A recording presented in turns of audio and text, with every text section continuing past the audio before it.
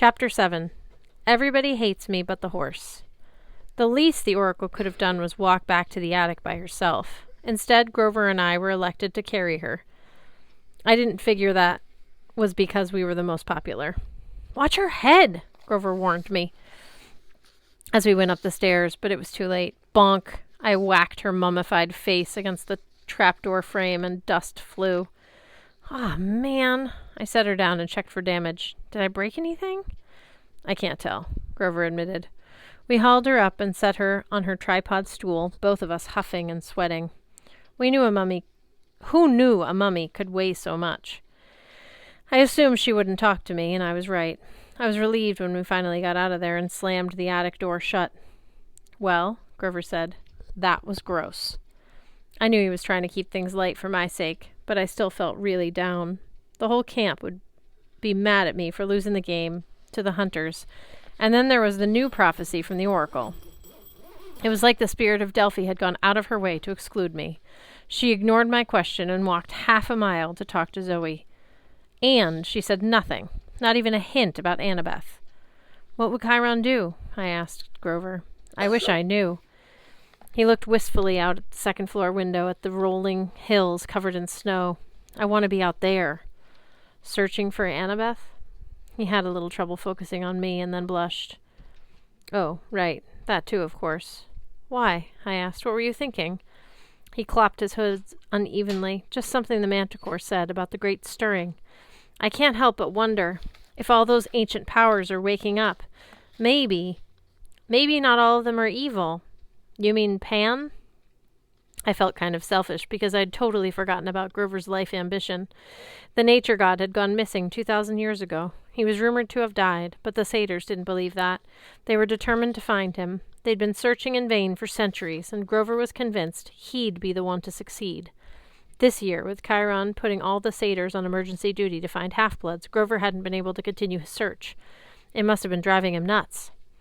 "I've let the trail go cold," he said. "I feel restless, like I'm missing something really important. He's out there somewhere. I can feel it." I didn't know what to say. I wanted to encourage him, but I didn't know how. My optimism had pretty much been trampled in the snow, out there in the woods, along with our capture the flag hopes. Before I could respond, Talia tromped up the stairs. She was officially not talking to me now. But she looked at Grover and said, "Tell Percy to get his butt downstairs." "Why?" I asked. "Did he say something?" Talia asked Grover. He asked why. "Dionysus is calling a council of cabin leaders to discuss the prophecy," she said. "Unfortunately, that includes Percy." The council was held around the ping-pong table in the rec room. Dionysus waved his hand and supplied snacks, Cheese Whiz, crackers, and several bottles of red wine. When Chiron reminded him that wine was against his restrictions, and most of us were underage, Mr. D sighed. With a snap of his fingers, the wine turned into Diet Coke. Nobody drank that either. Mr. D and Chiron, in wheelchair form, sat at one end of the table. Zoe and Bianca D'Angelo, who had kind of become Zoe's personal assistant, took the other end.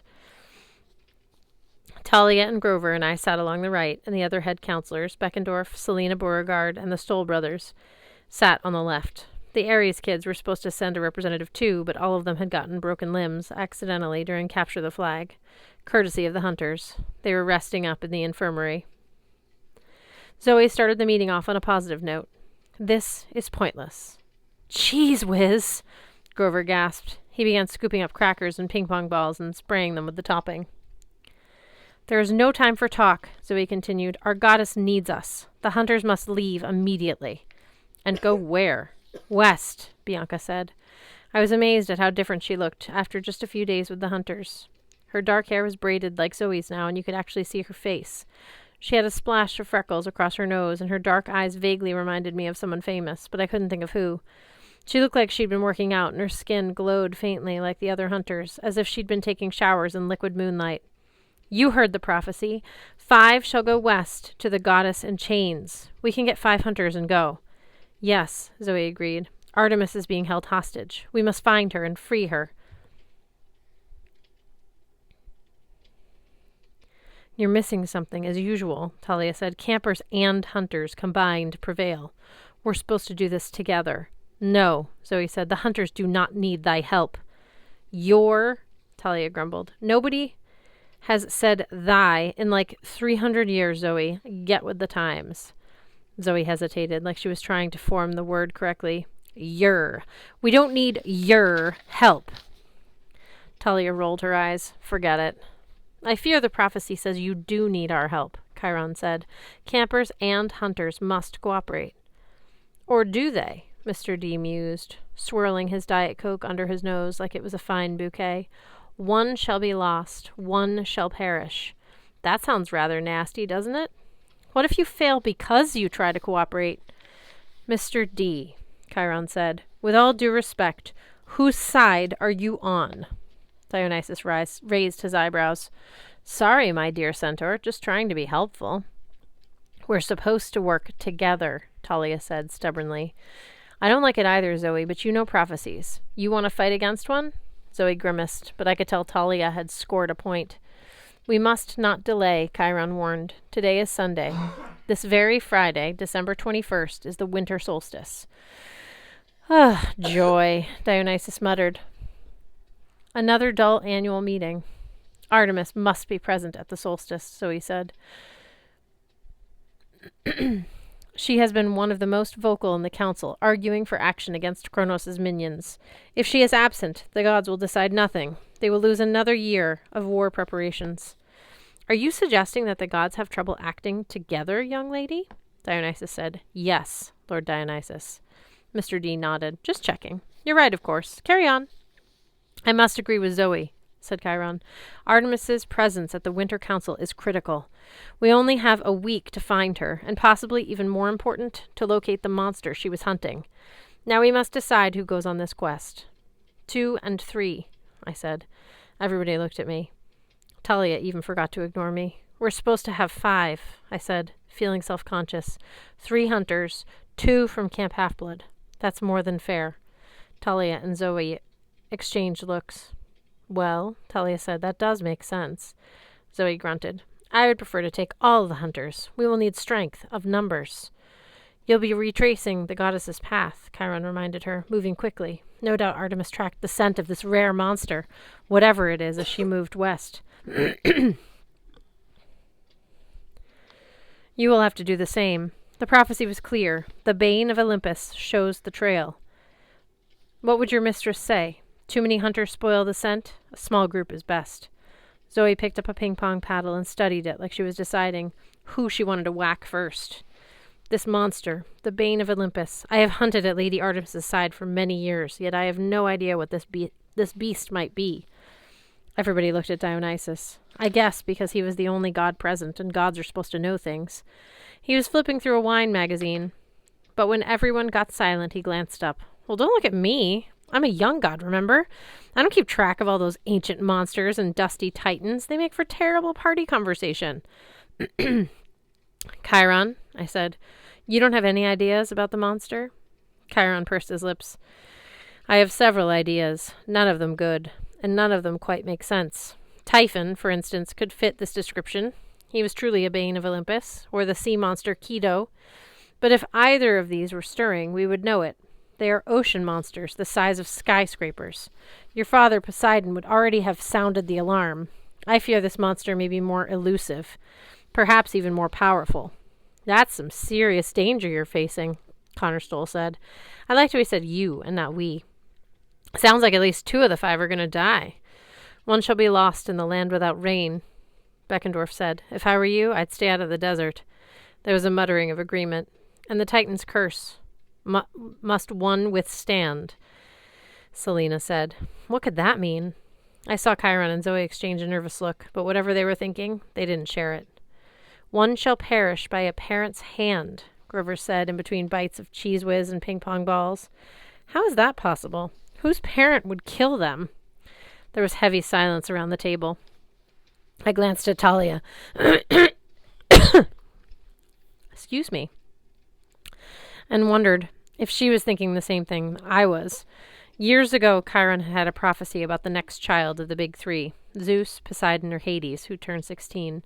Supposedly, that kid would make a decision that would save or destroy the gods forever.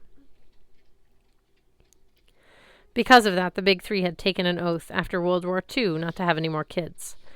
But Talia and I had been born anyway, and now we were both getting close to 16. I remembered a conversation I had last year with Annabeth. I'd ask her if I was so potentially dangerous why the gods didn't just kill me. Some of the gods would like to kill you, she said, but they're afraid of offending Poseidon. Could an Olympian parent turn against his half-blood child? Would it sometimes be easier to just let them die? If there were any half-bloods who needed to worry about that, it was Talia and me. I wondered if maybe I should have sent Poseidon that seashell pattern tie for Father's Day after all.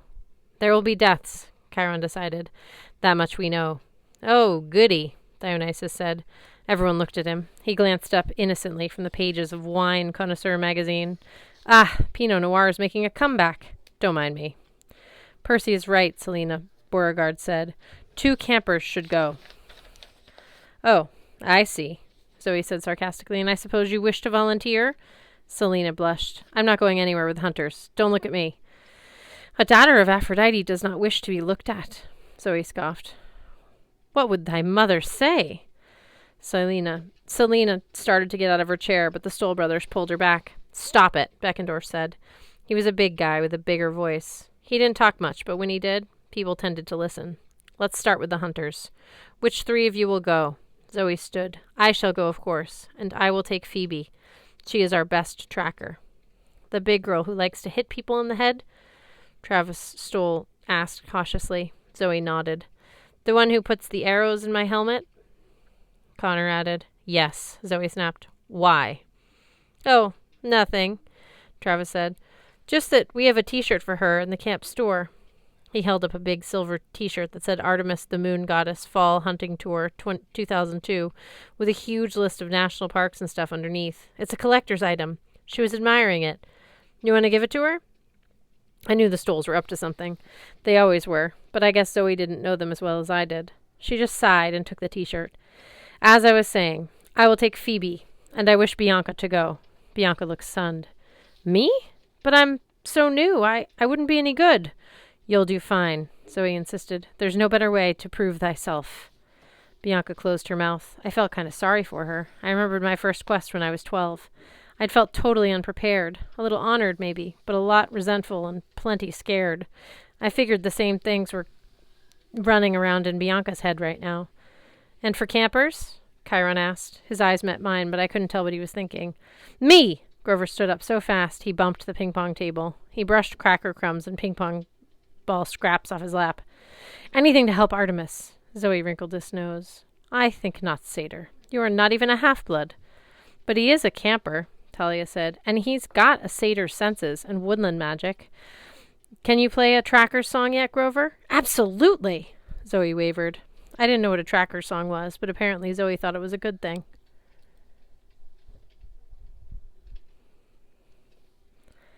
Very well, Zoe said. And the second camper? I'll go. Talia stood and looked around, daring anyone to question her. Now, okay, maybe my math skills weren't the best, but it suddenly occurred to me that we reached the number 5, and I wasn't in the group. Whoa, wait a second, I said. I want to go too. Talia said nothing. Chiron was still studying me, his eyes sad. Oh, Grover said, suddenly aware of the problem. Whoa, yeah, I forgot. Percy has to go. I didn't mean... I'll stay. Percy should go in my place. He cannot, Zoe said. He is a boy. I won't have hunters traveling with a boy. You traveled here with me, I reminded her. That was a short-term emergency, and it was ordered by the goddess. I will not go across the country and fight many dangers in the company of a boy. What about Grover? I demanded. Zoe shook her head. He does not count. He is a satyr. He is not technically a boy. Hey, Grover protested. I have to go, I said. I need to be on this quest. Why? Zoe asked. Because of thy friend Annabeth? I felt myself blushing. I hated that everyone was looking at me. No, I mean, partly. I just feel like I'm supposed to go. Nobody rose to my defense. Mr. D looked bored, still reading his magazine. Selena, the Stoll brothers, and Beckendorf were staring at the table. Bianca gave a look of pity. No, Zoe said flatly. I insist upon this. I will take the satyr if I must, but not a male hero. Chiron sighed. The quest is for Artemis. The hunters should be allowed to approve their companions. My ears were ringing as I sat down. I knew Grover and some of the others were looking at me sympathetically, but I couldn't meet their eyes. I just sat there as Chiron concluded the council. So be it, he said. Talia and Grover will accompany Zoe, Bianca, and Phoebe. You shall leave at first light. And may the gods, he glanced at Dionysus, present company included, we hope, be with you. I didn't show up for dinner that night, which was a mistake because Chiron and Grover came looking for me. Percy, I'm so sorry, Grover said, sitting next to me on the bunk. I didn't know that you'd... Honest! I started to sniffle and figured it didn't cheer him up. If I didn't cheer him up, he'd either start bawling or chewing up my mattress. He tends to eat household objects whenever he gets upset. It's okay, I lied. Really, it's fine. Grover's lower lip trembled. I wasn't even thinking. I was so focused on helping Artemis, but I promise I'll look everywhere for Annabeth. If I can find her, I will. I nodded and tried to ignore the big crater that was opening in my chest. Grover, Chiron said, perhaps you'd let me have a word with Percy? Sure, he sniffled. Chiron waited. Oh, Grover said, you mean alone? Sure, Chiron. He looked at me miserably. See? Nobody needs a goat. He trotted out the door, blowing his nose on his sleeve. Chiron sighed and knelt on his horse legs. Percy, I don't pretend to understand prophecies. Yeah, I said. Well, maybe that's because they don't make any sense. Chiron gazed at the saltwater spring gurgling in the corner of the room. Talia would not have been my first choice to go on this quest. She's too impetuous. She acts without thinking. She is too sure of herself. Would you have chosen me? Frankly, no, he said. You and Talia are much alike. Thanks a lot. He smiled. The difference is that you are less sure of yourself than Talia. That could be good or bad.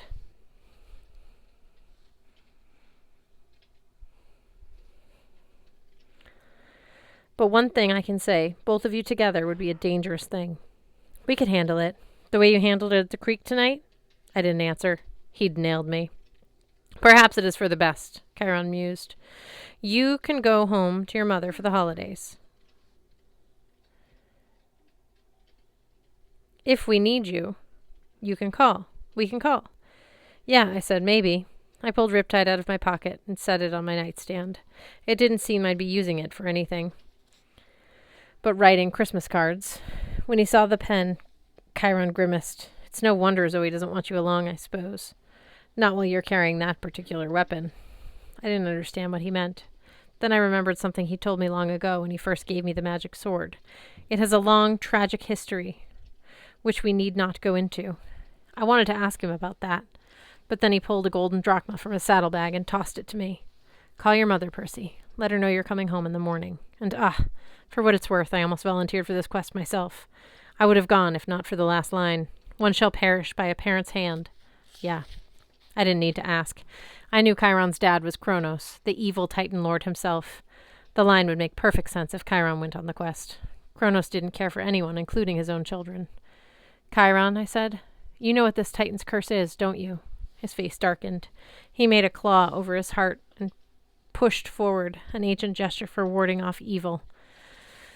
Let us hope the prophecy does not mean what I think. Now good night, Percy. And your time will come. I'm convinced of that. There's no need to rush.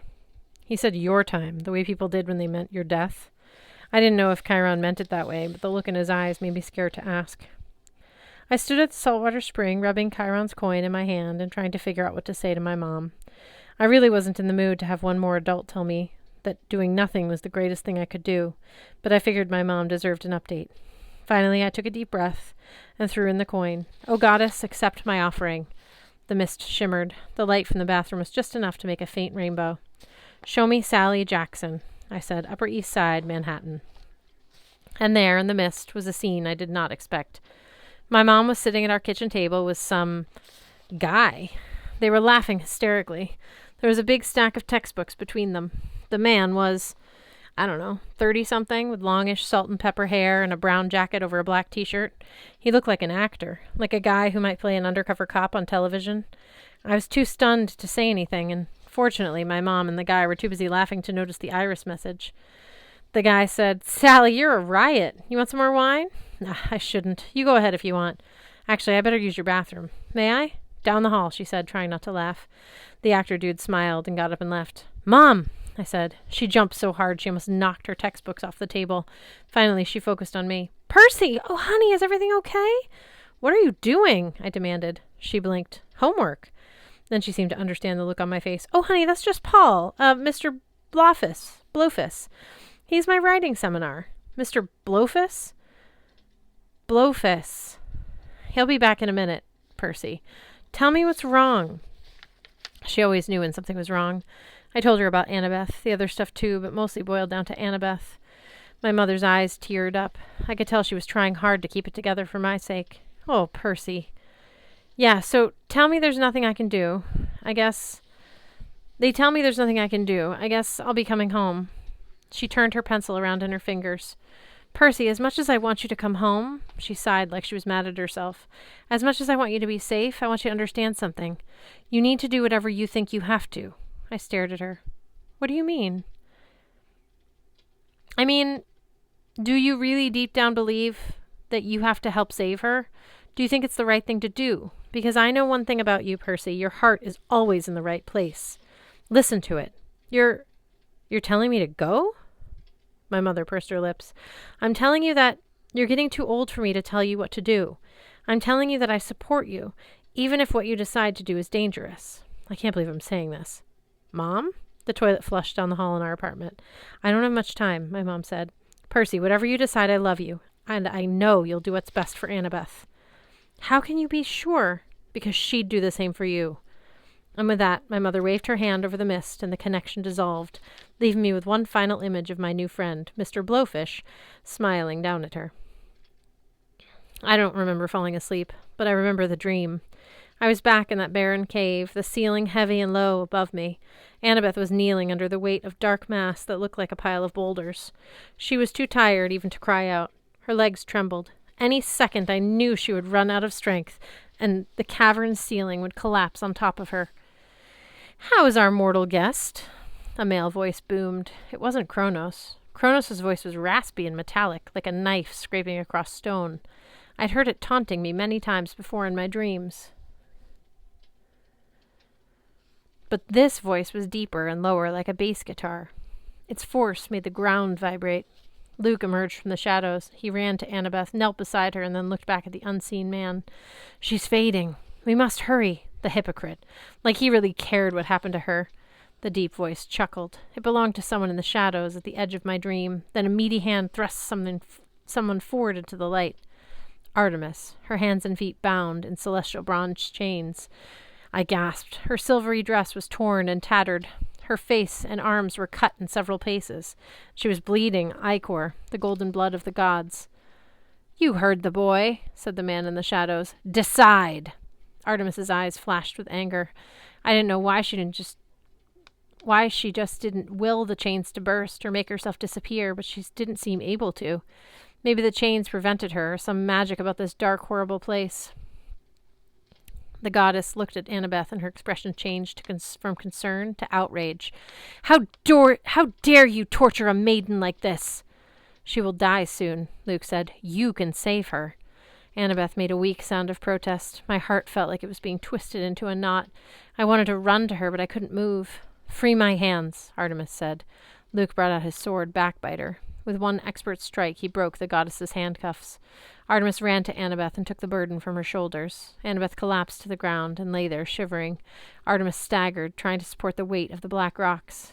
The man in the shadows chuckled. You are as predictable as you are easy to beat, Artemis. You surprised me, the goddess said, straining under her burden. It will not happen again. Indeed, it will not, the man said, now that you are out of the way for good. I knew you could not resist helping a young maiden. This is, after all, your specialty, my dear. Artemis groaned. You know nothing of mercy, you swine. On that, the man said, we can agree. Luke, you may kill the girl now. No, Artemis shouted. Luke hesitated. She may yet be useful, sir. Further bait. Ugh, you truly believe that? Yes, General, they will come for her, I am sure. The man considered. Then the Draconay can guard her. Here, assuming she does not die from her injuries. You may keep her alive until winter solstice. After that, if our sacrifice goes as planned, her life will be meaningless. The lives of all mortals will be meaningless. Luke gathered up Annabelle's listless body and carried her away from the goddess. You will never find the monster you seek, Artemis said. Your plan will fail. How little you know, my young goddess, the man in the shadow said. Even now your darling attendants begin their quest to find you.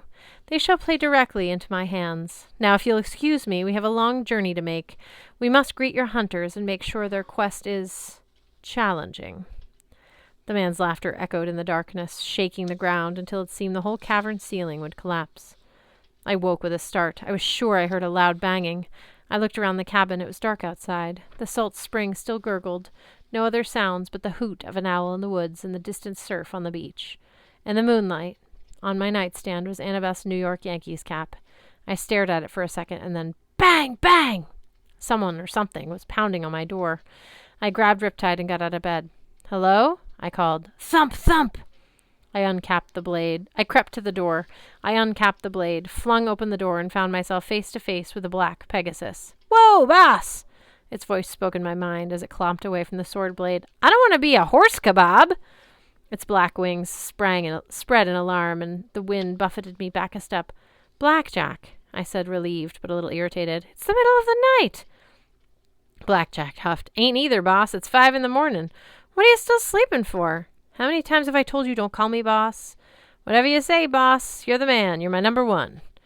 I rubbed the sleep out of my eyes and tried not to let the Pegasus read my thoughts. That's the problem with being Poseidon's son. Since he created horses out of the sea foam, I can understand most equestrian animals. But they can also understand me, too. Sometimes, like in Blackjack's case, they kind of adopt me. See, Blackjack had been a captive on board Luke's ship last summer, until we'd caused a little distraction that allowed him to escape. I'd really had very little to do with it, seriously, but Blackjack credited me with saving him. Blackjack, I said, you're supposed to stay at the stables. Meh, the stables. You see Chiron staying in the stables? Well, no, exactly. Listen, we got another sea friend. Needs your help. Again? Yeah. I told the hippocampi I'd come get you. I groaned. Any time I was under the beach, near the beach, the hippocampi would ask me to help them with their problems. They had a lot of problems. Beached whales, porpoises caught in fishing nets, mermaids with hangnails. They'd call me to come underwater and help. All right, I said, I'm coming. You're the best, boss. Don't call me boss. Blackjack whinnied softly. Might have been a laugh. I looked at my comfortable bed. My bronze shield still hung on the wall, dented and unusable, and on my nightstand was Annabeth's magic Yankees cap. On an impulse, I stuck the cap in my pocket. I guess I had a feeling, even then, that I wasn't coming back to my cabin for a long, long time.